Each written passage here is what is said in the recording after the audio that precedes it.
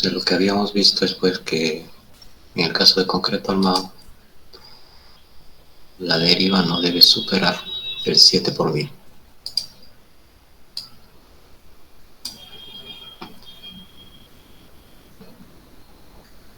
La forma detallada de chequear las derivas debería ser columna por columna de cada piso del edificio.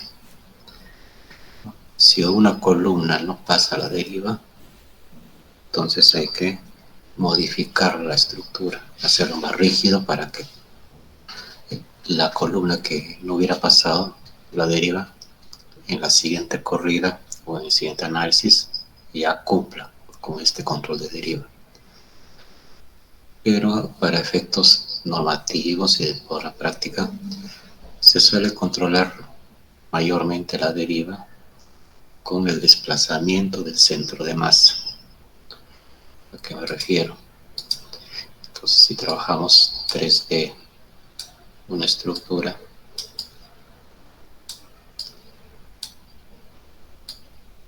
vamos a trabajar con un piso nomás para simplificar. Esta estructura como consecuencia del sismo, digamos sismo en X, se va a deformar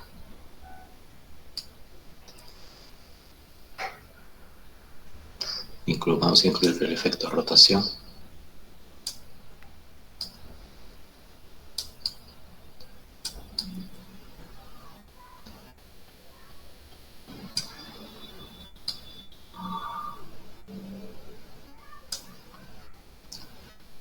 Vamos a poner esto. Entonces se traslada y además de eso rota. Entonces de esta columna, por ejemplo, esta, deberíamos encontrar su desplazamiento, que podría ser esto de acá que pinta en rojo, y dividirlo entre la altura, porque la deriva es esa. La deriva o drift, deriva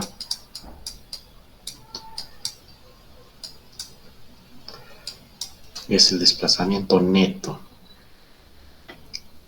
que se ha producido en la columna, lateralmente obviamente. Entonces esto de acá puede ser pues un delta 1. Entonces la deriva sería delta 1 entre h.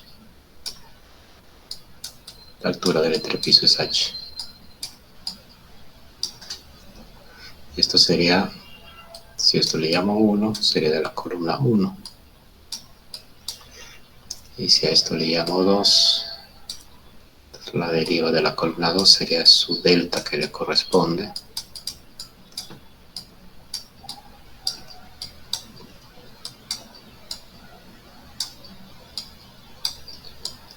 Entre la altura.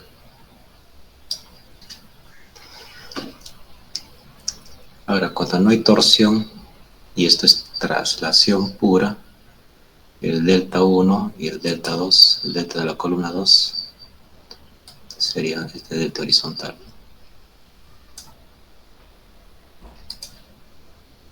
El desplazamiento lateral de la columna 2. Si esta es traslación pura, sin rotación, el delta 1 y el delta 2 van a ser iguales, ¿no? Y la deriva va a ser la misma. Igual va a ocurrir con las otras dos columnas, si es traslación pura. El tema es cuando esto va a rotar, pues, ¿no? Entonces hay torsión. Entonces no solamente se traslada, sino también rota. Traslación más rotación. Entonces este delta 1 va a ser mayor pues que este delta 2. Y de cada uno vamos a tener su propio delta. Y vale decir, vamos a tener un cálculo de cada columna, su cálculo de su deriva. Estas derivas no deben superar el 7 por 1000. Entonces, ¿qué es lo que se suele hacer para no calcular columna por columna? Se calcula en función al desplazamiento del centro de masa. Entonces tienes acá tu centro de masa que ya se trasladó, y originalmente el centro de masa estuvo por acá antes del sismo, y después del sismo se trasladó. A esto le podemos llamar delta nada más. Entonces, una forma simplificada de calcular derivas es en función al desplazamiento del centro de masa. Entonces ahí diremos pues, que la deriva va a ser igual a ese delta, que es el desplazamiento del centro de masa, entre h. ¿Esto es exacto para cada columna? No, pero se usa de manera práctica. Lo exacto es hacerlo columna por columna, ¿correcto? Incluso los software, SAP, ETAPS, todos ellos te calculan en función al centro de masa. Para decir, te sacan estas derivas de acá. Entonces te sacan las derivas de cada entrepiso con el sismo en X.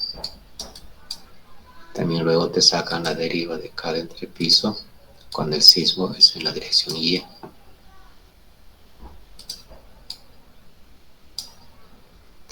Y tenemos por cada piso un valor de deriva. Y eso chequeamos contra la norma. Entonces eso es lo que se hace, ¿no? Normalmente. Deriva en función del desplazamiento del centro de masa. ¿Cuál sería lo detallado y minucioso? Columna por columna. Sino que es trabajoso ya, pues, establecer columna por columna, ¿no? Entonces se hace en función al centro de masa. Eso en cuanto a las derivas.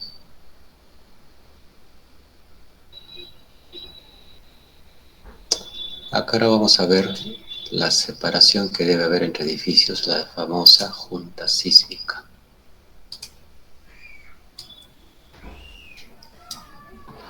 Visto en planta, dos edificios no podrían estar completamente pegados o muy cercanos entre sí. Si viene el sismo, por ejemplo en esta dirección, estos dos edificios van a chocar uno con el otro y se van a dañar. Entonces, ¿qué es lo que la norma indica? Y lo que se tiene que hacer, una separación mínima entre edificio y edificio, la junta sísmica que se llama. Entonces acá entre edificios tiene que haber una separación mínima, S. Entonces cuando viene el sismo, este edificio oscila, el otro también, pero ya no chocan entre sí. Entonces muchos edificios han sufrido daños severos por no tener la suficiente junta sísmica. Vino un sismo y terminaron chocando entre ellos. Si ustedes observan los pabellones de la UDH, van a ver que los pabellones están divididos en dos. Por el medio más o menos van a ver que hay una junta sísmica. Como los pabellones son bastante largos, entonces le han puesto la junta sísmica. En principio, cuando es demasiado largo, genera torsión. Me refiero a esto. Vamos a borrar. Los pabellones son largos. Las escaleras, si se han dado cuenta, son estructuras independientes, ¿no?, de la UDH. Y acá también hay una junta sísmica que separa la estructura de escalera de la estructura del pabellón. Acá hay junta sísmica. Pero como este es largo, sumamente largo, el problema es cuando viene el sismo en esta dirección vertical. Este extremo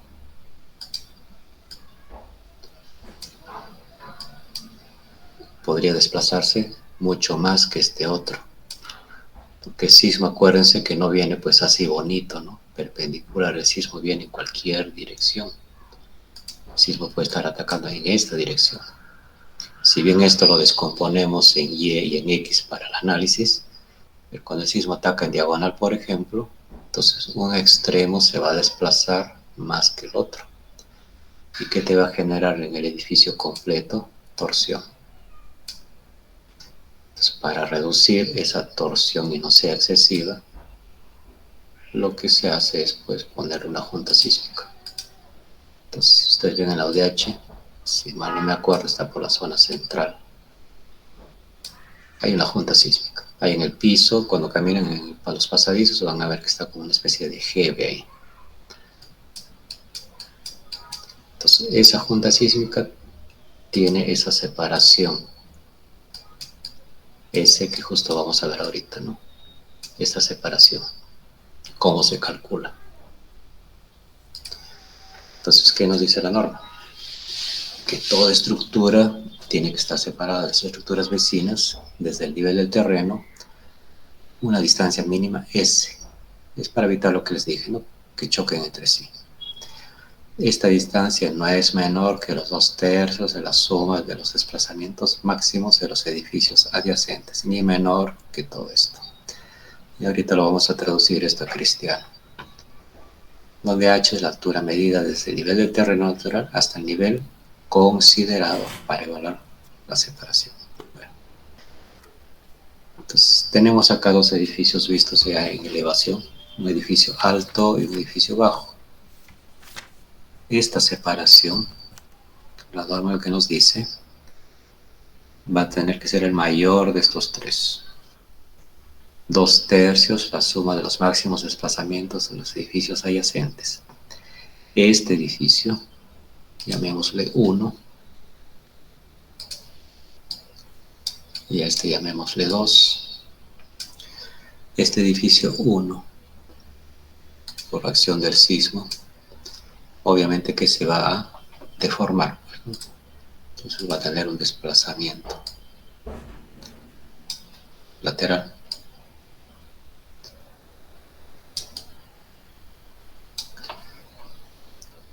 Y este edificio 2, lo mismo. Claro, bonito sería que los dos se desplacen, los dos a la derecha, los dos a la izquierda y nunca van a chocar, pero eso no ocurre, pues, ¿no? Cada uno, ¿se acuerdan? Tiene su modo de vibración. Ayer hemos visto un video del modo de vibración. Entonces, a lo mejor el edificio 1 está en un modo, el edificio 2 está en otro modo, y en algún momento van a chocar. Entonces, estos desplazamientos máximos que me está diciendo acá la norma se refiere que hay que calcularlo en el punto en el cual observamos que el edificio va a impactar uno con el otro. En este caso va a ser pues a una altura h. A una altura h. Porque de aquí para arriba, lo que se desplace ya no tiene contra qué chocar. Entonces a mí me interesa calcular el desplazamiento máximo a este nivel, donde hay la posibilidad de impactar. Entonces, este edificio tendrá pues su delta, y este otro también va a tener su delta cuando se desplace en la dirección contraria. Entonces a cada uno hay que calcularle su desplazamiento. Y eso se hace pues, bueno, con cálculo banal se puede hacer, hay que calcular la rigidez con MUT y todo eso. Pero con software es lo que se consigue. Entonces acá vas a tener pues un delta 1 y de este otro edificio le va a tocar un delta 2. A estos delta 1 y 2 se refiere a los máximos desplazamientos. Entonces 2/3 de este más 2/3 de este es el valor que está hablando acá. En el inciso B te dice 6 por 1000 o 0,06 de h. ¿Cuál h? A la altura donde ves que va a chocar un edificio con otro. En este caso pues es de la edificación más baja, ¿no? Entonces a esta altura h. Entonces, normalmente el h es del edificio más bajo. Y el otro es 3 centímetros. De estos tres valores se escoge el mayor. Y eso tiene que ser tu separación sísmica.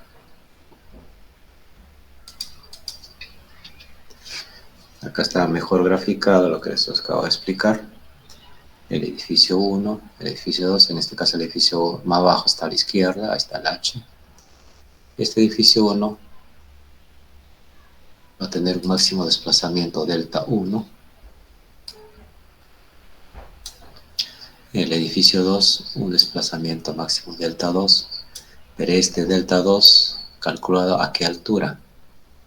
A la altura donde tienen la posibilidad de chocar. Este delta 2 corresponde a este nivel. Este delta 2 no es el extremo superior. Y aquí no es. Es el nivel donde se aprecia que van a chocar. Entonces acá está, pues la separación tiene que ser mayor, 2/3, la suma de estos dos deltas. La separación tiene que ser mayor de 0,03 o 0,06, lo que hemos visto hace un ratito, la altura. ¿Cuál? Del edificio más abajo. Y mayor de 3 centímetros. ¿Correcto? Esta separación 1, que le toca aquí al edificio 1, tiene que ser mayor o igual a 2/3 de su deformación. O mayor o igual a la separación que es calculado acá, dividido entre 2. Entonces así comparte cada uno qué separación le toca, porque el límite de propiedad está acá. Acá está el límite de propiedad.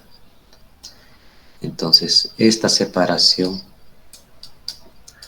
que le toca al edificio 1 no necesariamente es el mismo valor de esta otra separación que le toca al edificio 2. Porque a nadie le va a gustar perder terreno, porque hacer la separación implica correr el edificio. Entonces al edificio 1, ¿cuánto le toca correrse del límite de propiedad? Este valor que se calcula acá. El edificio 2 le tocará la diferencia, pues el S menos el SL1. Pero si ustedes ven los edificios en Huánuco, toditos están pegaditos uno al lado del otro. Poquísimos son los que han respetado, están ahí, juntos, ni siquiera hay una pulgada. Entonces cuando hay un sismo severo, sobre todo cuando son altos, esos edificios van a chocar entre sí, pues. Y eso es todo un problema, porque las estructuras se dañan, ¿no? Porque la zona, por ejemplo, esta losa, esta cabeza de losa, no necesariamente va a impactar con otra losa. Podría impactar y le agarra a 1/3 o a la mitad de la columna del otro edificio. Y si le impacta aquí, lo va a quebrar la columna. Y termina dañado, ¿no? O podría también ser que esta losa de acá impacte a la mitad de la columna del otro. Aunque el impacto se va a producir a esta altura, ¿no? El más afectado aquí sería en todo caso el edificio alto. Entonces, para eso hay que hacer la separación, ¿no? ¿Y qué más nos dice la norma? Ya eso es lo que nos indica, ¿no? El edificio se retira de los límites de propiedad adyacentes a otros lotes edificables o con edificaciones, distancias no menores de 2/3. Esto que está hablando acá, podría ser que ya un edificio está construido. Y si el edificio está construido, caballero, el que va a construir va a tener que dejar su separación sísmica. Pero ¿qué te dice la norma acá? Esta separación sísmica que va a tener que tomar el nuevo edificio que está construyendo, lo vas a calcular con esto de acá. Entonces, al final de cuentas, digamos que por ventaja ganaría el que construyó primero, ¿no? Si el edificio 2 construyó primero, el que va a tener que alejarse va a ser el edificio 1, que recién va a construir. Y lo mínimo que tiene que alejarse se calcula con esto. No se le exige el 100% del S, por lo menos esto de acá. Pero eso no ocurre en la vida práctica, ¿no? Nadie quiere perder ni 1 milímetro de terreno y construyen pegaditos uno al lado del otro. Y ya bueno, ese es el tema, pues el día que haya un sismo y veremos qué les pasa, ¿no? Hablamos de un sismo severo, obviamente, que haga que choquen entre sí. Ya, este es otro tema. Dice que cuando sobre un solo elemento de la estructura,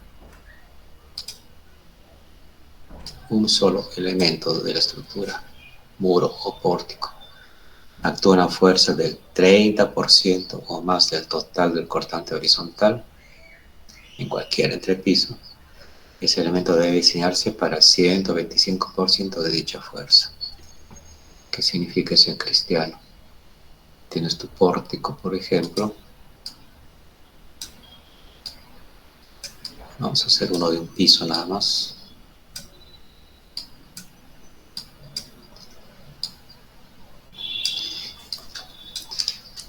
Y digamos pues que se te ocurrió hacer esta columna mucho más rígida o que tenga mayor longitud. Más rígida significa que tenga más sección, ¿no? De pronto esta columna es de 30 por 60 y estas dos de acá siguen siendo de 30, pero 30 por 30 nada más. Cuando haces eso y venga el sismo, ya sabemos que hay un cortante basal, ¿no? Y esa carga sísmica, bueno, si es de un piso, ya sabemos que la carga sísmica va a estar acá. Y ese va a ser el mismo que el cortante basal, ¿no? Porque no hay más que distribuir, ¿no? Entonces el cortante basal, que lo calculaste con tus SUX, es el mismo que va a estar acá arriba. Pero, ¿qué elementos estructurales van a resistir esta carga sísmica, ¿no? Esta carga F de sismo, que es igual al cortante basal, en este caso por ser de un solo piso. Los que van a resistir esta carga sísmica son pues las 3 columnas. Entonces, si esto vale por decir 10 toneladas, estas 10 toneladas tienen que distribuirse, cada una de las columnas tiene que absorber una fracción de las 10 toneladas. Generalmente de manera práctica eso se calcula distribuyendo esto proporcionalmente al área. No es el método exacto, pero es un método aprox. Entonces acá ya nos estamos dando cuenta de las 3 columnas, estas dos son de 30 por 30 y estas de 30 por 60. ¿Cuál de las 3 columnas creen ustedes que va a absorber la mayor carga sísmica? O sea, de estos 10, ¿cuál de las 3 va a jalar más carga sísmica?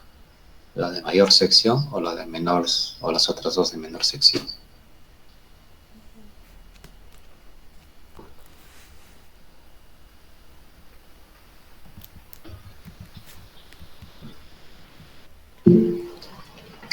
Correcto, así estaría. El de mayor sección, pues, al ser más rígido, va a jalar más cortante. Por eso es que en un edificio se ponen placas. Las placas son sumamente largas. Entonces, esto como un imán jala el cortante sísmico. En este caso, de ser así, de estos 10, entonces digamos que este de acá a lo mejor pues absorbe 5 y esos otros dos, la diferencia, ¿no? 2.5 cada uno.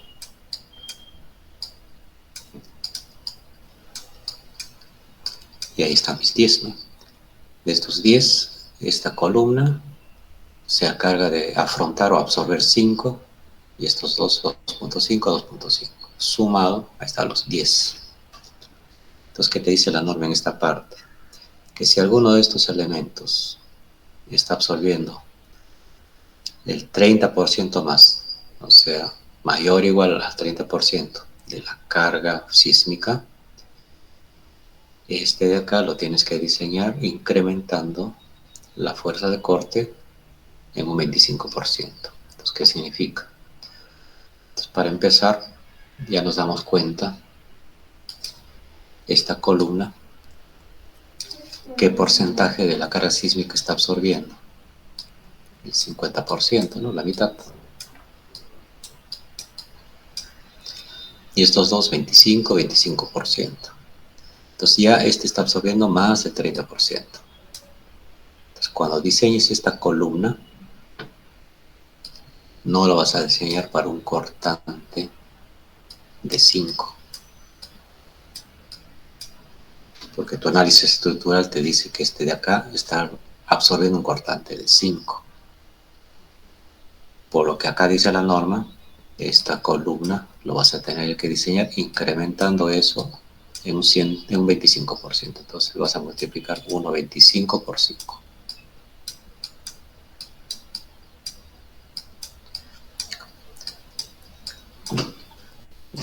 ¿Y eso cuánto sale? 6, 12,5, ¿verdad?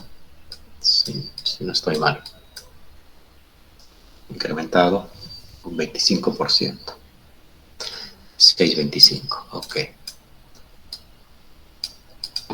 Entonces, no lo diseñarás con 5, lo vas a tener que diseñar incrementado. A eso se refiere este artículo de la norma. Entonces, por eso hay que evitar darle demasiada responsabilidad a una sola o a algunos elementos, columnas, ¿no? Y eso cómo se consigue, buscando pues que las columnas tengan secciones parecidas, ¿no? Que haya regularidad en todo caso. Mayormente eso va a ocurrir cuando tienes, pues, como el ejemplo que les he puesto, ¿no? Una columnita está con 30 por 60 y el resto con 30 por 30. Entonces esa columna de 30 por 60 va a jalar más cortante, y haciendo la verificación como hemos hecho, lo vas a tener que diseñar incrementando en un 25%. Ya, este es otro capítulo que te habla de los elementos que no son estructurales. Estos elementos no estructurales pueden estar o no conectados a la estructura principal, que estando conectados o no. El sistema resistente, o sea, el sistema resistente pues son la estructura que está afrontando el sismo, ¿no? Pero ¿cuál es el tema de estos de acá?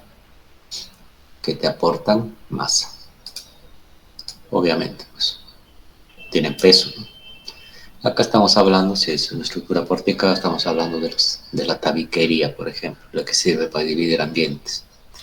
La tabiquería en una estructura porticada es un elemento no estructural, que no forma parte de la estructura en el sentido que está diseñada para resistir cargas verticales y para resistir sismos. Es un divisor de ambientes. Entonces, por eso que la tabiquería las aulas podrían dividirse con drywall fácilmente, van a ser más ligeras y todo eso, tal como está en el Real Plaza, en el Open Plaza. La estructura principal es concreto, pero las divisiones de las tiendas y todos esos compartimentos es puro drywall, ¿no? Son elementos no estructurales.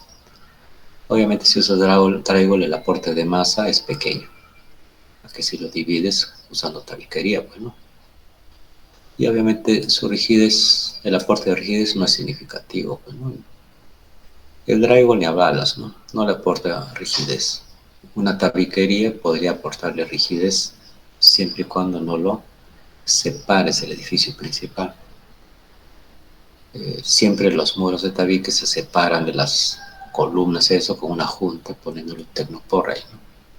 ¿Para qué? Para que no les transmitan rigidez y para que no se produzca el efecto de columna corta. Entonces, hay casos en que los elementos no estructurales terminan dañando la estructura principal. Hay que aislarlos correctamente, pues, ¿no? Lo correcto es, sobre todo los tabiques, si son de albañilería, ¿no? De drywall no hay problema, pero los de albañilería hay que independizarlos, ¿no? Por ejemplo, tienes acá una columna, otra columna, y ahí este es el piso, por decir. Y vas a construir pues un muro acá. Entonces este muro tiene que estar separado de las columnas a través de una junta sísmica. No, no es una junta sísmica, es una junta de construcción, acá. Y le pones 1 pulgada, 3 centímetros de separación. Y acá también. ¿Para qué? Para evitar que esta columna, este muro, interactúe con las columnas en un sismo y las termine dañando, porque acá que se produce, que quiebra la columna a esta altura, y esa es la famosa columna corta. Entonces, ahora este muro, para que tenga estabilidad para el sismo, le tienes que dotar de una estructura propia, pues, ¿no? Un par de columnitas ahí,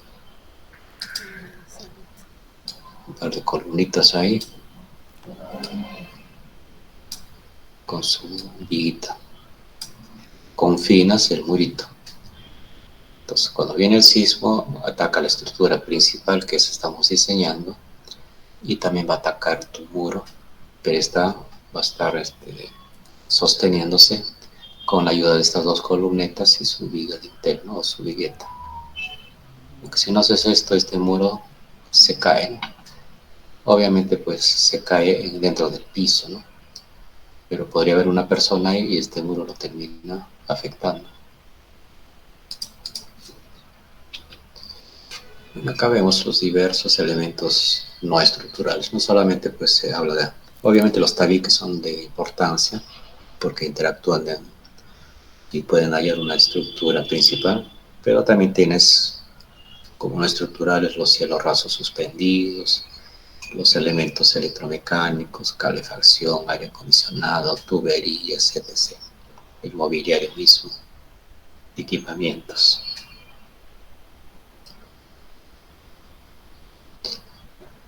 Entonces acá está un listado de lo que se considera pues, los elementos no estructurales, ¿no?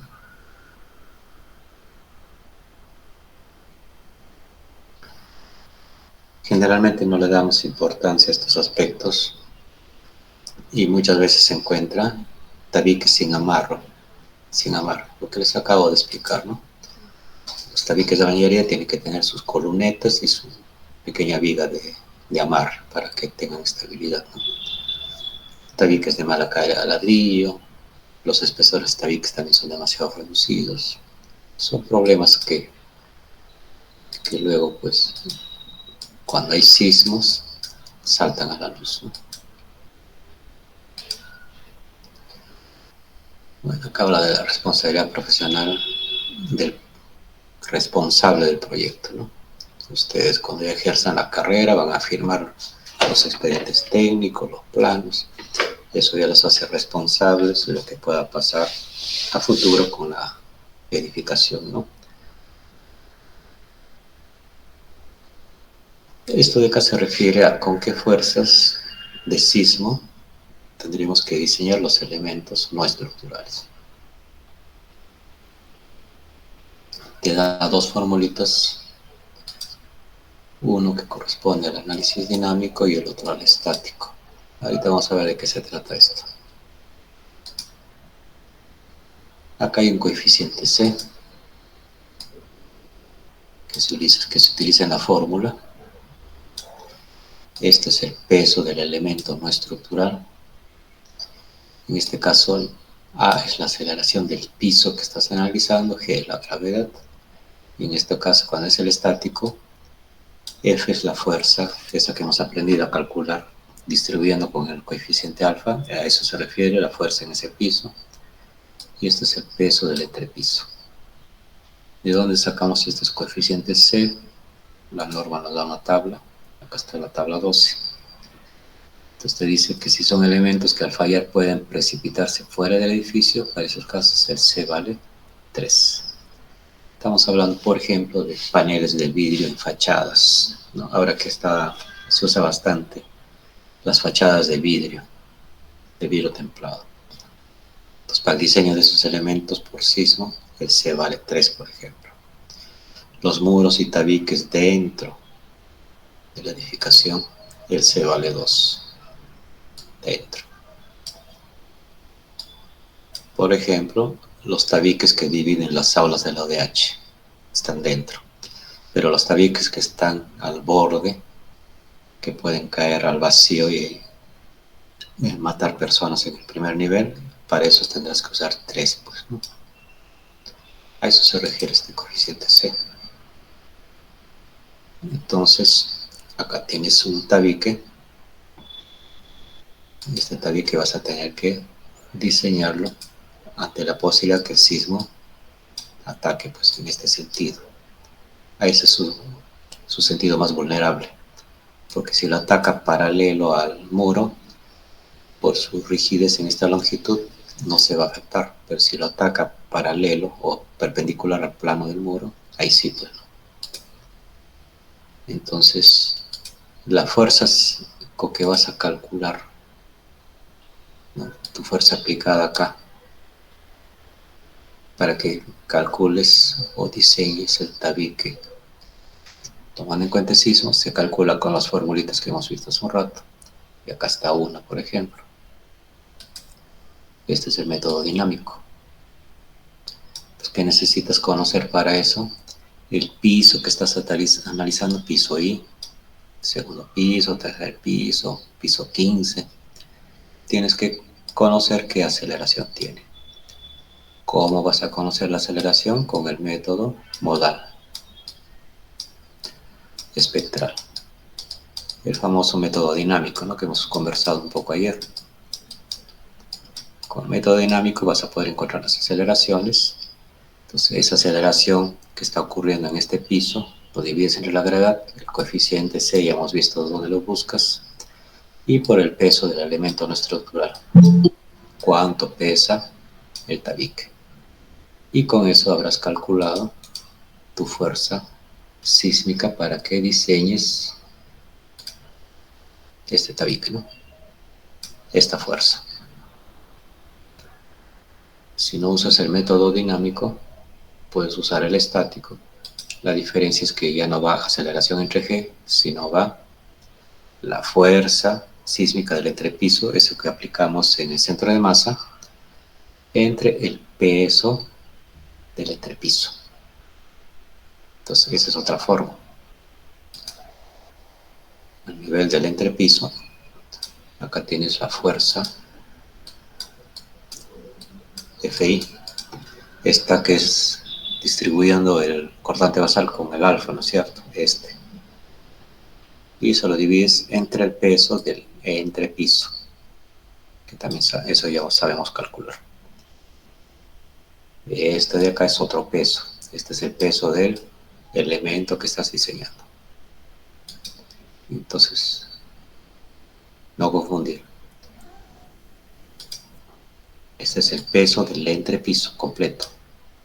Y este es el peso del elemento al cual le estás aplicando esa carga sísmica para que la diseñes. Entonces, con el estático lo puedes calcular así, y el dinámico tienes que conocer la aceleración.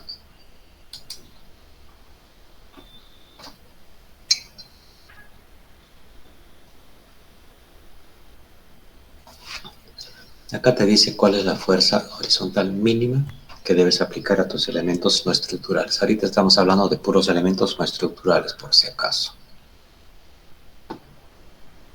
En ningún nivel del edificio, la fuerza F, esa que se aplica al elemento no estructural, será menor que esto de acá.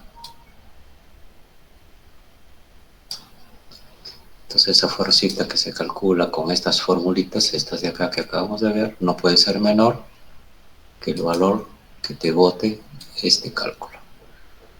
0,5 Z por U por S por el peso del elemento. PE, peso del elemento, no es el peso del entrepiso. Entonces, factor de sola, factor de uso, factor de suelo. Entonces, este valor de acá no puede estar por debajo del valor que acá, del resultado de esto. A eso se refiere. Ahora, si quieres considerar el efecto de sismos verticales, la fuerza sísmica vertical se considera 2/3 de ¿quién? De la fuerza horizontal, la que calcules con esta fórmula, o esta de acá que es el estático, teniendo en cuenta que no debe ser menor que este de acá. ¿Y qué te dice para los elementos no estructurales que están a nivel del terreno? primer piso, pero que están apoyados en el terreno, pues a nivel del suelo. Esas te dice que debes calcular con esta fuerza. Y si ustedes se dan cuenta, este valor es el mismo que esta fuerza mínima que nos dice acá arriba, 0,5 ZUS por P. ¿Por qué? Porque en el primer piso, pues, los tabiques o que fuese están encima de los sobrecimientos y debajo hay un cimiento, ¿no? Pero igual le aplicas una carga sísmica mínima para que lo diseñes. Entonces, un diseño sísmico completo no solamente es pues diseñar la estructura principal, sino también los elementos no estructurales. Obviamente pues no vas a diseñar todo, porque sería demasiado. Escoges los críticos. Los críticos son los tabiques cuando estos son de ladrillos, los que tienen un peso apreciable, ¿no? Esos son los diseños.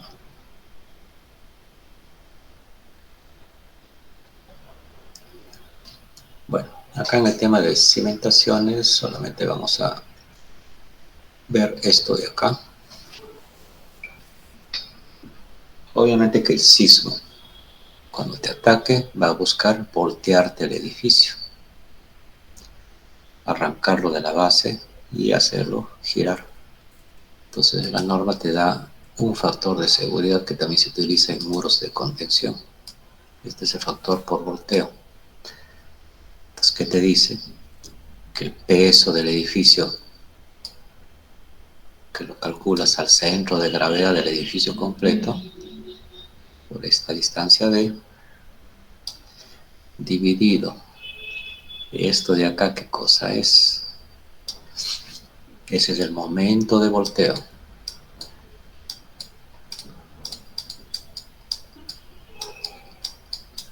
Momento de volteo. Y esto tienes que calcular con cada una de las fuerzas del entrepiso. Este por su brazo, más porque es una sumatoria. Este otro de acá por su brazo. El que calculaste acá, le sumas el de acá. Entonces, a nivel de cada piso vas a tener un momento, pero ¿cuál te interesa a ti? La suma. Cuando hicimos el ejercicio en el Excel, les voy a poner el Excel, quedó pendiente que calculen eso, si se acuerdan. Justamente ese momento sirve para esto. Este de acá que les había explicado.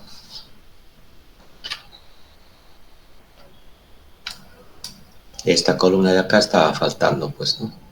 Les había explicado con esto de acá, tenían que ir acumulando y al final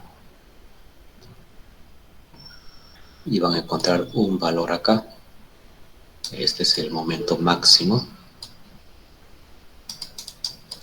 y este es el famoso momento de volteo. Entonces, este momento de volteo es el que está haciendo referencia ahí la diapositiva, ¿no?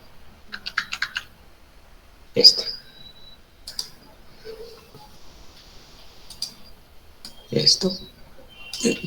es el momento de volteo, que si ustedes completan el ejercicio del Excel, es el valor que les va a salir acá en la última celda. Entonces, por eso es que se calcula.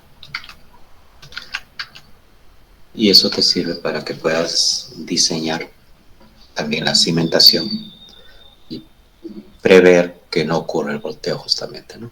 Entonces el peso del edificio por D dividido entre el momento de volteo tiene que ser mayor que 1.2. Si esto no ocurre, tu edificio está en riesgo de sufrir volteo. Entonces tendrías que ver la forma de reestructurar para lograr pues que este factor se cumpla. Entonces acá es donde viene todo un tema también, ¿no? No solamente pues se trata de control de derivas y todo lo que hemos visto, sino también verificar que mi edificio no se voltee, ¿no?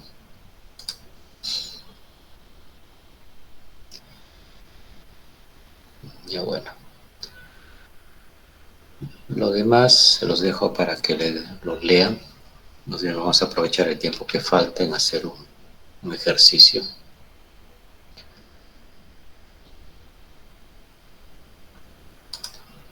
este de acá.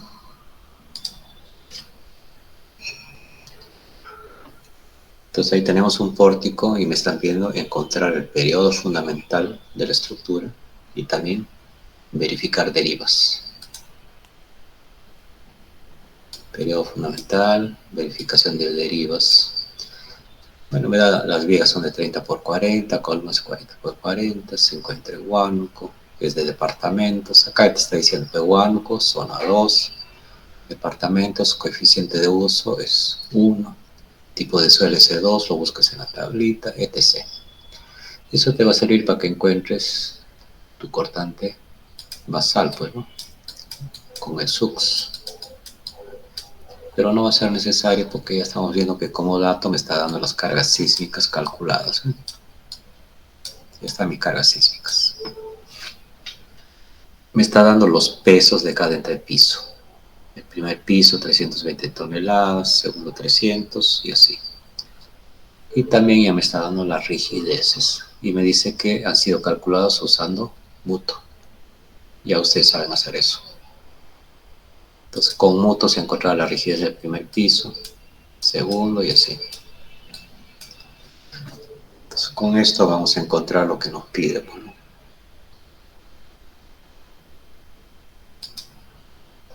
Entonces para esto vamos a usar el método de Rayleigh.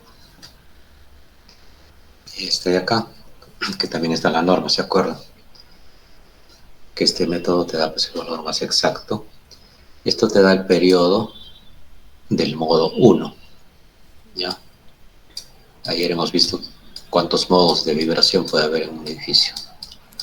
Este que es de 4 pisos, ¿cuántos modos va a tener? 4 modos traslacionales y un rotacional. Entonces, esta fórmula sirve para el modo 1. Si quiero encontrar los periodos para el modo 2, modo 3 o modo 4, y hay otros procedimientos de cálculo. También se hace a mano, usando un método matricial. En nuestro caso solamente vamos a hacer el modo 1 para utilizar esta formulita de Rayleigh. Entonces acá, para aplicar esto, ¿qué necesito? Necesito los pesos de cada entrepiso, que ya viene como dato, las fuerzas sísmicas, que también ya lo tenemos, pero lo que está faltando encontrar es los desplazamientos, los deltas. Y el delta, ¿qué cosa me dice que es? Es el desplazamiento lateral, se dan cuenta del centro de masa. Hace un ratito les expliqué que la deriva se chequea con centro de masa. Entonces, justamente la fórmula también, si es un 3D, lo vas a trabajar con el centro de masa. En nuestro caso, simplemente como estamos en 2D, trabajamos con el desplazamiento que se va a producir cuando este se deforme lateralmente. Este cuando se deforme, como ya sabemos, se va a deformar así, ¿no? Y a piso por piso, pues. Entonces acá vamos a tener pues, nuestros deltas, ¿no? Piso por piso. Traslación pura, ¿se acuerdan? Entonces necesitamos calcular estos deltas para poder aplicar la formulita. La gravedad conocemos, todo lo demás. Entonces el tema está en los deltas. Entonces, ¿cómo haré para encontrar los deltas? Tengo la rigidez como dato, pues. Tengo las rigideces. Tengo las fuerzas sísmicas. Entonces, con esto yo puedo encontrar los desplazamientos. Acuérdense que fuerza es igual a ¿qué? Rigidez por desplazamiento.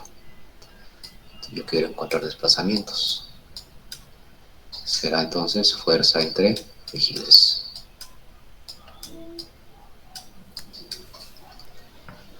Fuerza entre K.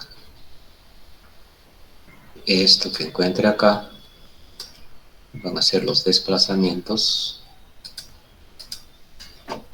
netos de cada piso. Acá ya tengo una plantillita en Excel para ayudarnos. Esto lo vamos a cerrar. Acá está mi plantillita en Excel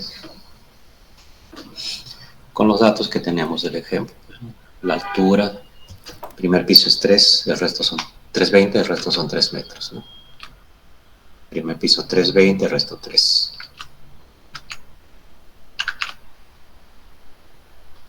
El peso, 320, 300, 300. Ahí están los pesos, 320, primer entrepiso, 300, 300, 200. La rigidez también está calculada por mutuo. Y mis cargas sísmicas. Esos son los datos que tengo, que vienen con la pregunta. Entonces acá lo que necesitamos, lo que te va a dar de dividir, ¿no? Acabamos de decir, ¿no? Fuerza es igual K por delta. Delta entonces será igual a ¿qué? Fuerza entre rigidez. Esto te va a dar el desplazamiento neto. ¿Y qué cosa es el desplazamiento neto?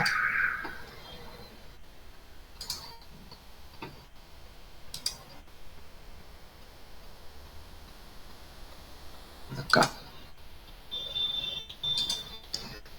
Bueno, acá he dibujado, este es una línea de cuando el edificio no se deforma, y exagerando, pues, ¿no? Se desplazó a la derecha, entonces tienes un delta acumulado. Esto sería el delta total, el desplazamiento completo de este nudo o este punto. Estuvo acá cuando vino el sismo y se desplazó hasta acá. Entonces este es un delta del cuarto piso.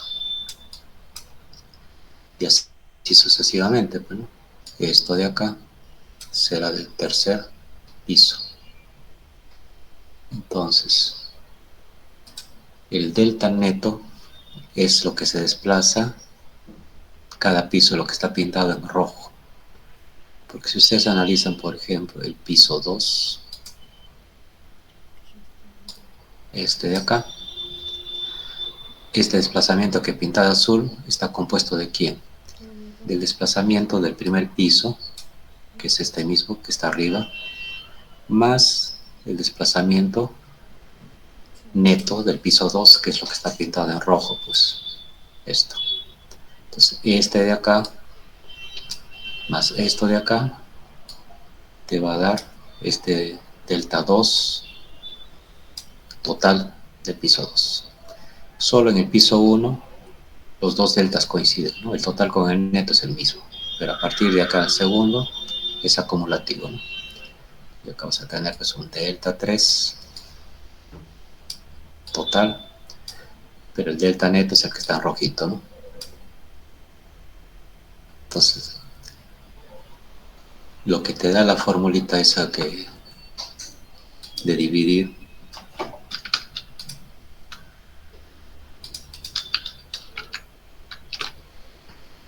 fuerza entre rigidez, lo que nos va a dar es el desplazamiento neto.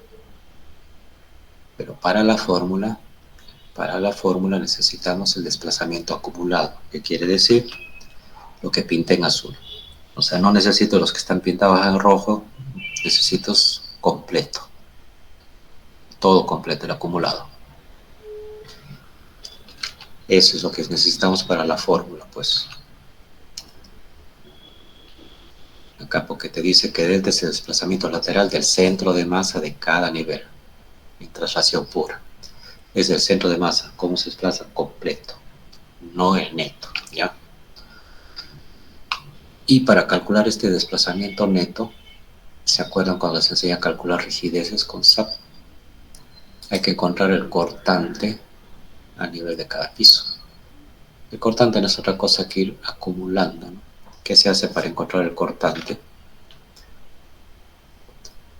Cortas le haces un corte, por ejemplo, a esta altura de tu edificio, y dices, ¿no? Estas 4 columnas, ¿qué carga tienen que resistir? 30.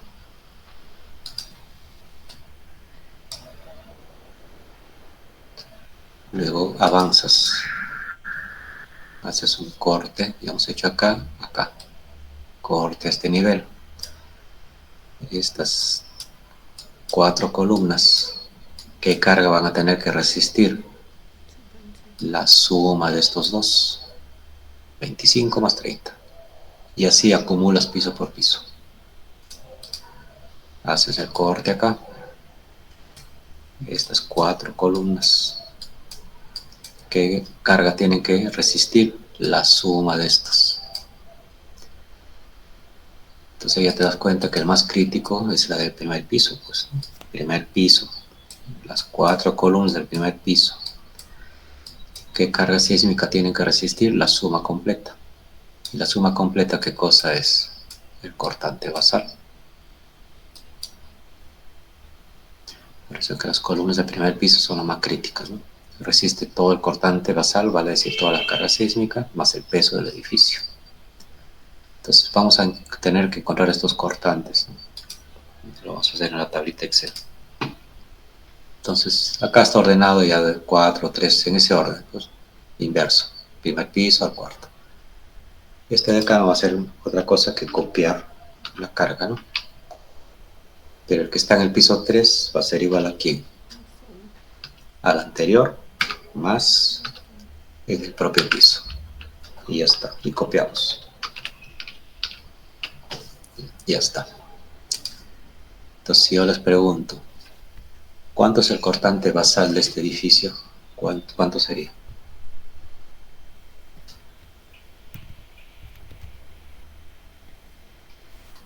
Muy bien, Talía, exacto. 90, pues la suma. Este último valor, este es el cortante basal. Porque con esto, ¿de dónde viene? Del SUX. Esto se ha distribuido piso por piso y me dio 15, 20, 25, 30. Lo que hemos hecho en ese ejercicio anterior. Entonces, ya tengo esto. Y con estos de acá, calculo mi desplazamiento neto. El desplazamiento neto hemos dicho que es qué cosa. Es en este caso el cortante dividido entre la rigidez. Entonces, nuevamente, fuerza es igual K por delta. Y ahorita quiero delta. Va a ser fuerza entre K, pues. ¿Pero qué fuerza? Estas. Entre los K que ya vienen como dato y estos han sido calculados con mutuo. Entonces se dan cuenta que todo es calculable. Ya sabemos calcular todas esas cosas. Entonces, esto entre la rigidez tengo mi desplazamiento neto. Y vamos a hacer eso.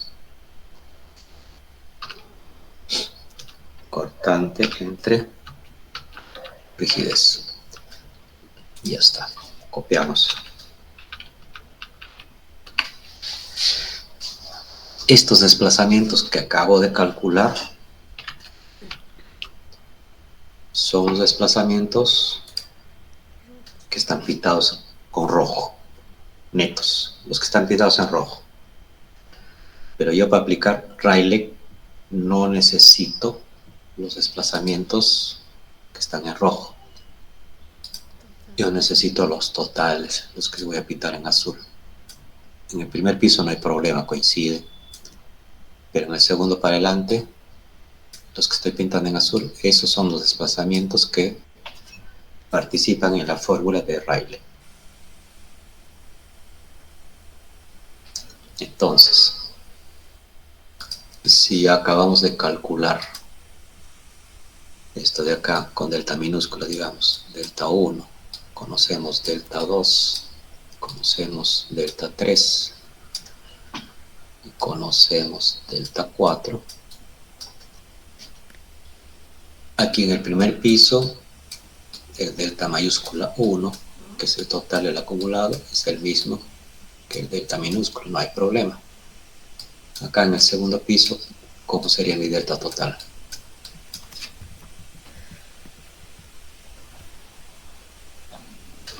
Delta 1 más delta 2, exacto.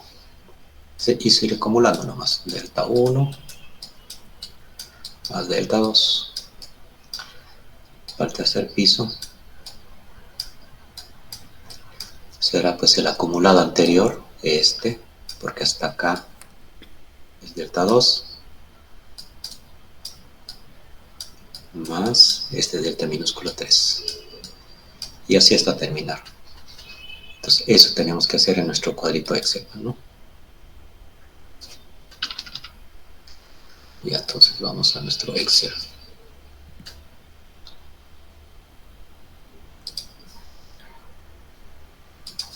Entonces la acumulación se hace de abajo hacia arriba, ¿verdad? Entonces esto de acá lo voy a copiar. Este de acá será el de abajo más el del piso. Y esto lo podemos copiar, ¿verdad? Entonces, este es el mismo. Este de acá es el del piso anterior más el del propio piso. Este de acá es el acumulado anterior, o vale decir estos dos de acá más este de acá, ¿no?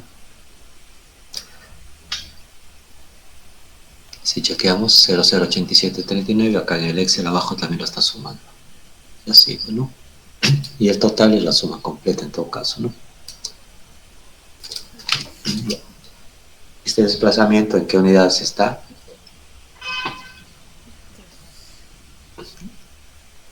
Está en metros.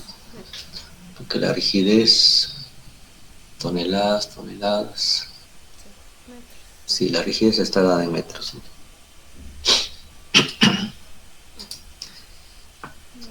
Acá está, ¿ven? Tonelada por metro. En consecuencia, esos desplazamientos, esos deltas, está dado en metros, ¿no? Entonces estamos viendo que el piso 4 se ha desplazado 10 centímetros, y así, ¿no?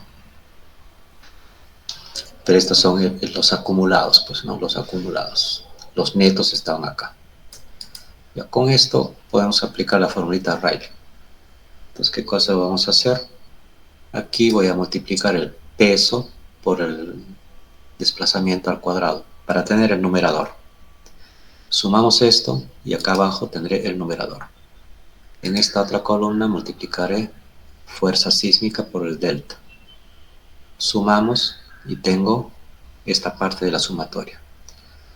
Multiplicas por la gravedad, haces toda esta operación y encontramos el periodo, ¿no? Ya lo tengo la formulita del periodo metido en el Excel incluso. Entonces simplemente pues esto será peso por delta acumulado elevado al cuadrado. Copiamos eso. Acá es la fuerza sísmica. Esta sí es la fuerza sísmica, ¿ya? No es el cortante, por si acaso. Fuerza por el delta. Copiamos. Ahí está mi periodo. 1.835 segundos.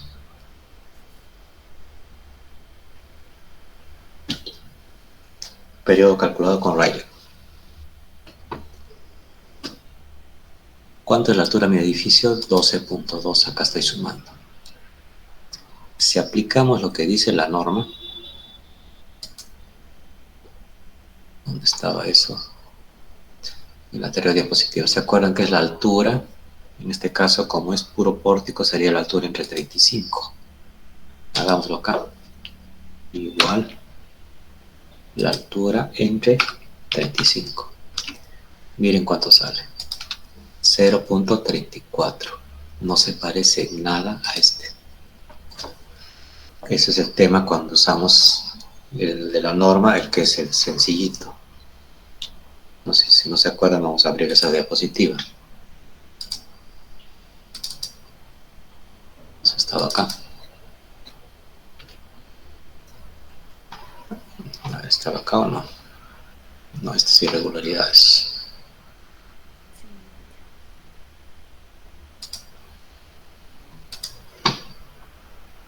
La que sigue es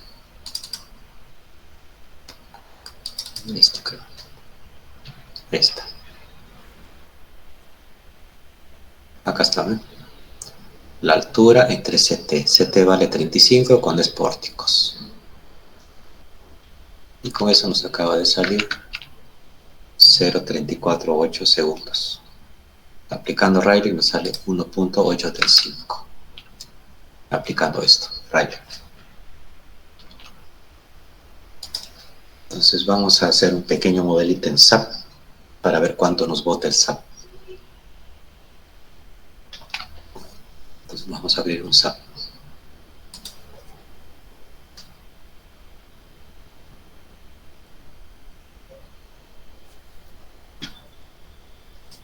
Lo que voy a modelar en SAP es... No voy a modelar el pórtico por si acaso. No voy a modelar el pórtico como tal. Lo que voy a hacer es el modelo dinámico. ¿Qué cosa es el modelo dinámico? Ya sabemos, bueno, las masas, en este caso es 4 pisos, con sus rigideces, ¿no?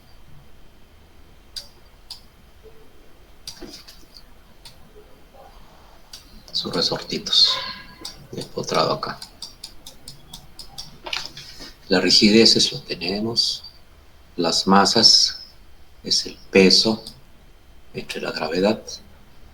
Tenemos todos los datos.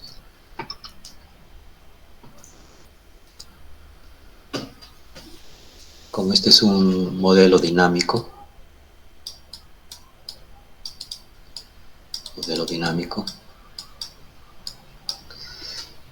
el SAP se va a encargar de encontrar las aceleraciones y me va a calcular el periodo.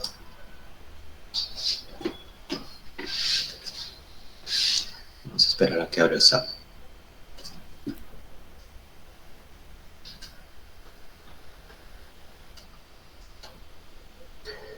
Ahí está.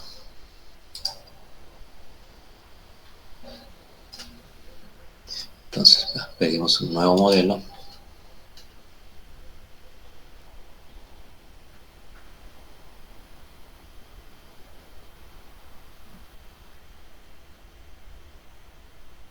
Mis unidades están tonelada metro, estamos bien. Ya pedimos la malla. Entonces, ya. Acá le decimos que necesito 2 líneas. En Y una línea.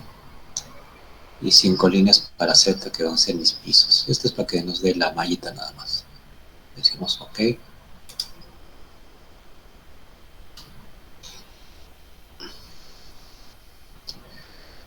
Ya pedimos en XZ, ahí está. Vamos a quedar con el 2D nada más.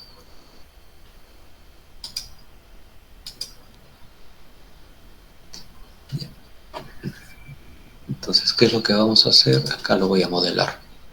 Acá va a ir los resortitos, acá la masa. El resortito, la masa. Y así. Entonces acá vamos a definir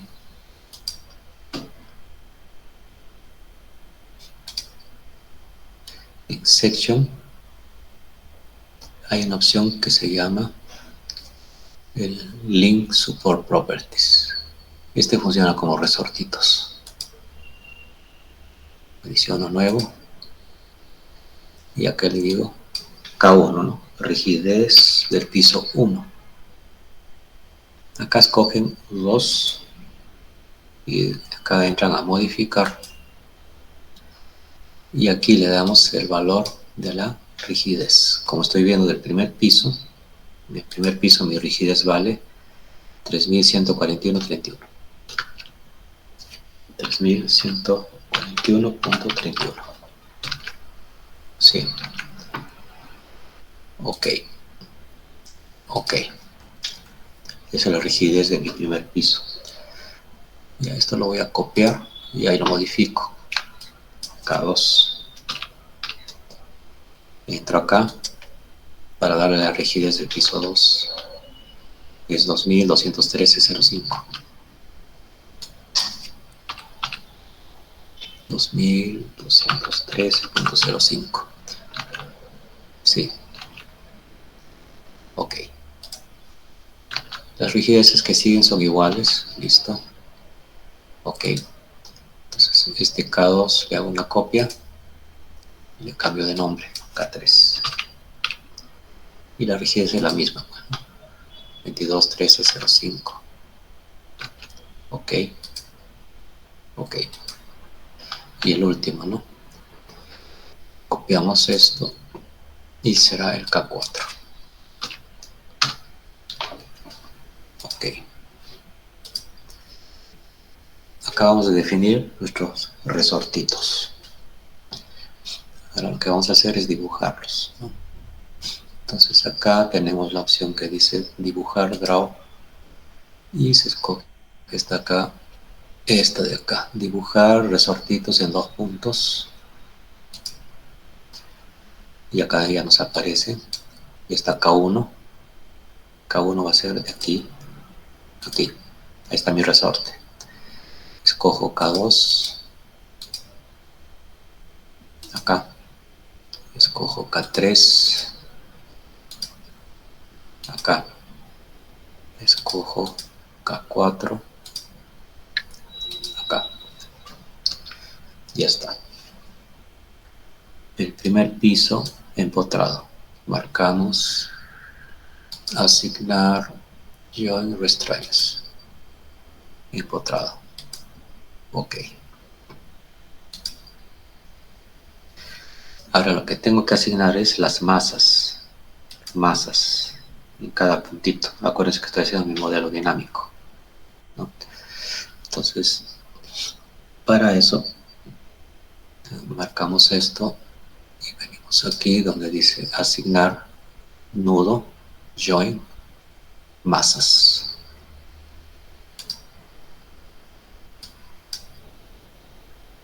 Traslación 1 se refiere al eje X. Acá tenemos que poner la masa. Observen, poner la hadas, segunda cuadrada entre metro. Entonces, ¿qué tenemos que hacer? El peso dividirlo entre la gravedad, pues. El peso que tenemos está acá, ¿no? 320 entre 981. Lo vamos a hacer en el Excel para que nos ayude. Ahora acá vamos a poner masa. Masas. Será igual al peso entre 9.81. Ya. Y ese valor lo vamos a poner en el SAP con un par de decimales nada más. Entonces la masa del primer piso es 32,62. Entonces esto será 32,62. Aplicar. Y ya está la masa, ¿ven? Marco el segundo piso y esta es 30,58. Aplicamos. El siguiente piso acá es el mismo 30,58. Aplicar. Y el último 20,39. Aplicar. Ya están mis resortes, ya están las masas, el empotrado. Ahora lo que le vamos a decir a SAP es que yo quiero el análisis solamente traslacional horizontal. Entonces vienen acá donde dice analizar, set análisis, desmarcan todo, lo pueden hacer así y quitan esto de Y. Todito sin desmarcado y solo te quedas con X, UX y OK. Finalmente vamos a venir acá en Define los patrones los casos de carga. El det no lo quiero, lo borro. Solo me quedo con el modal, pues, porque vamos a hacer análisis modal. Ok. A ver, creo que no falta nada. Voy a escoger una carpeta para guardarlo. Le decimos que corre el modelito dinámico. Justo el modal, es el único que quiero que corra. Pide grabar. Y lo grabaremos con un ejemplo.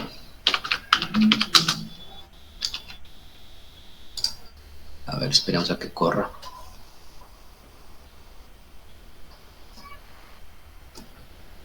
Ahí está, miren.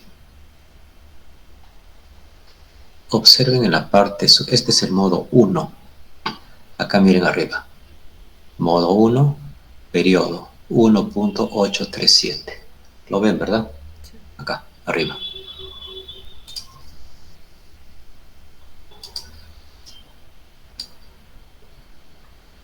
Modo 1, periodo 1.837 y la frecuencia. ¿Cuánto nos salió con Rayleigh? 1.835. Prácticamente es idéntico. ¿Se dan cuenta la diferencia con este de acá que me da la norma?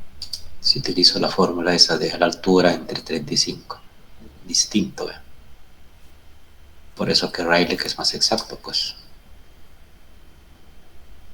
1.835 y el SAP nos está botando ahorita eso. Este es modo 1. ¿Cómo oscilaría mi estructura en el modo 1? Izquierda, derecha, toda la masa, lo que ayer les explicaba.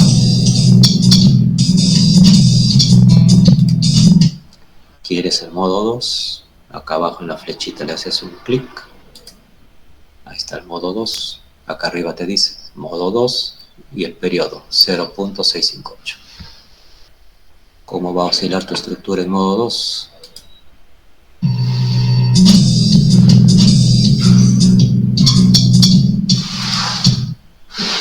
Modo 3.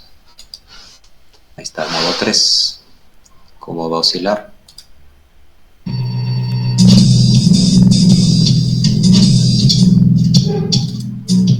Y finalmente modo 4, ¿no? Son 4 modos de traslación, zigzag.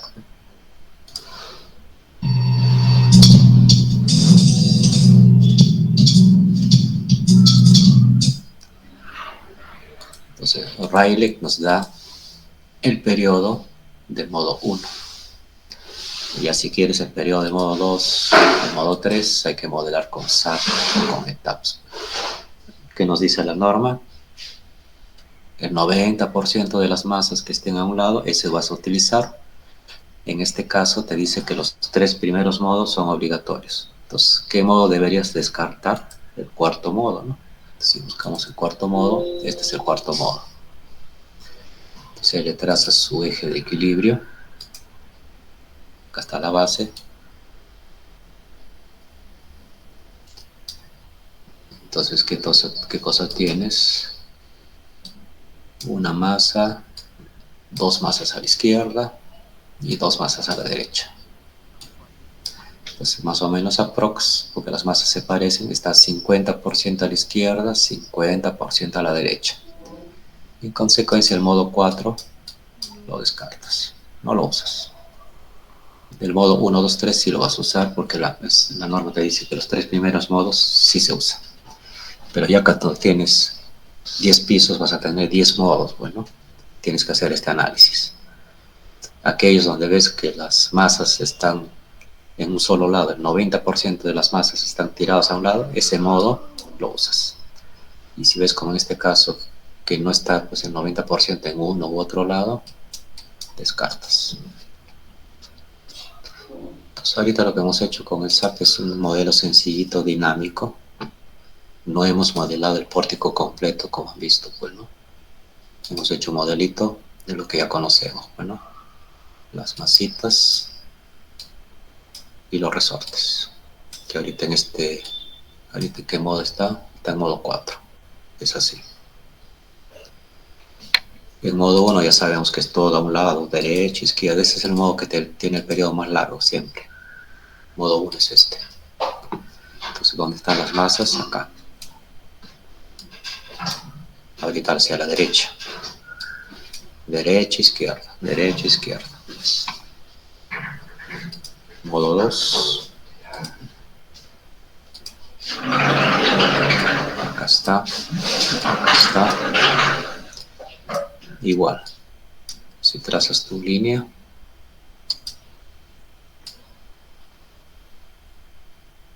Dos a la izquierda, dos a la derecha. Pero como este está dentro de los tres primeros modos, entran en el diseño, en el cálculo. El siguiente modo, modo 3.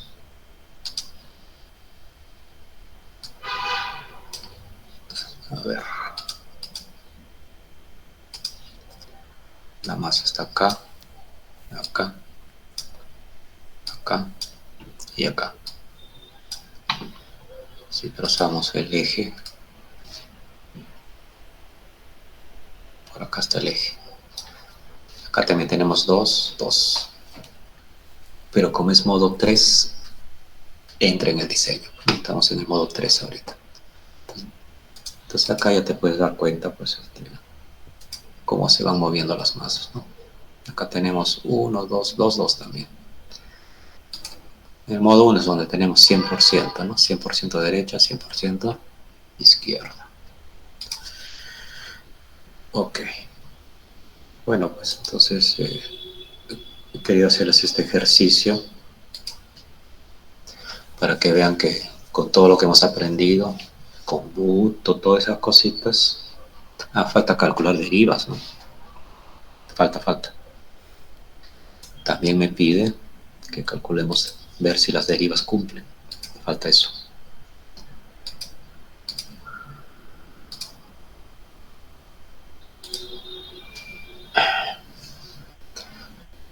Acá me dice periodo fundamental, ya lo hemos calculado con Rayleigh, y verificar derivas. Volvemos a nuestro Excel. Para verificar derivas necesito dividir el desplazamiento neto, ese no es el acumulado, el neto entre la altura. Entonces acá vamos a calcular derivas. Va a ser igual. Este de acá, desplazamiento neto. ¿Entre quién? Entre la altura.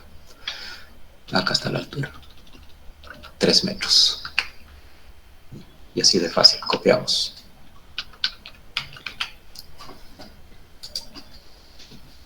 Las derivas no deben superar el 7 por 1000. Este está 4 por 1000, estamos bien. Y esta de acá no pasa. 8 por 1000. Peor esta. 11 por 1000. 8 por 1000. Esta estructura es muy flexible. Solamente pasa la última deriva. La deriva del cuarto piso pasa. Las otras no pasan. Y ojo, que estos desplazamientos... A ver, ¿dónde estás? Acá. Estos desplazamientos han salido del SUX, ¿verdad? ¿Y qué me dice la norma? Que esto de acá lo debo multiplicar, si es regular, por 7.r. O sea, estos desplazamientos van a crecer todavía. Y si eso ocurre, ni una deriva pasa. Porque estos son los desplazamientos reducidos. Acuérdense lo que hemos hablado ayer. A ver, eso está por acá. Esto. Los desplazamientos que tenemos son estos. Estos. Para calcular derivas se hace con estos de acá. Y para eso, si es regular, multiplicas por esto de acá por 0.75r, te va a dar el de acá. Y este pórtico se ve que es regular. Lo que pasa es que no tenemos el valor de r, pues no ha venido como dato, no está. Pero, ¿lo podemos conseguir? Claro. Si la estructura es regular, ¿cómo sale r? Es r0 por las irregularidades, ¿no? En altura y en planta. Si la estructura es regular, estos dos de acá, ¿cuánto valen? 1. Entonces, ¿con qué debo trabajar? R1. Con R0. En aporticado, ¿cuánto vale el R0? 8, creo. 8. 8. Entonces, mi R es 8. Entonces, 0,75 por 8, y eso habría que multiplicar a los deltas. Vamos a hacerlo. Porque la estructura es regular, pues. Regular, miren. Y entonces vamos a completar. Vamos a hacer acá.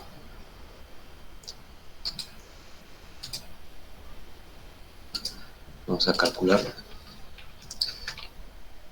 el delta real, digamos. Entonces va a ser igual a ¿qué? Este delta neto por 0,75 por 8. Aquí está. Copiamos.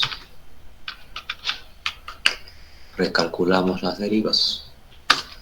Será el delta real entre la altura. Y observen, ¿no? Ninguna deriva pasa, pues. Toditos están por encima del 7 por 1000. Tiene que ser 0,07, está 0,27, etc. Y es lógico, porque miren, esta viguita para 4,5 metros es una viga de 30 por 40 de peralte, ¿no? Y la columna es 40 por 40. Entonces, ¿qué hay que hacer para que pase el control de derivas? Incrementar sección de columnas principalmente. Podemos seguir usando 40, pero ya en la longitud de análisis lo podemos pasar a 60. Las vigas podemos peraltar a 30 por 50. Con mutuo recalcula las rigideces. Teniendo las nuevas rigideces, y hacen el chequeo, pues. Se vuelve a calcular los deltas. Teniendo los deltas, lo amplificas, chequeas derivas. Y todo es posible hacer con cálculo manual, como pueden apreciar, ¿no? Ok, ahora sí hemos terminado pues el ejercicio y hemos chequeado que no pasa derivas. Y si queremos que pase derivas, ya sabemos lo que hay que hacer. Y ya, entonces vamos a llamar lista por sistema para cerrar la clase.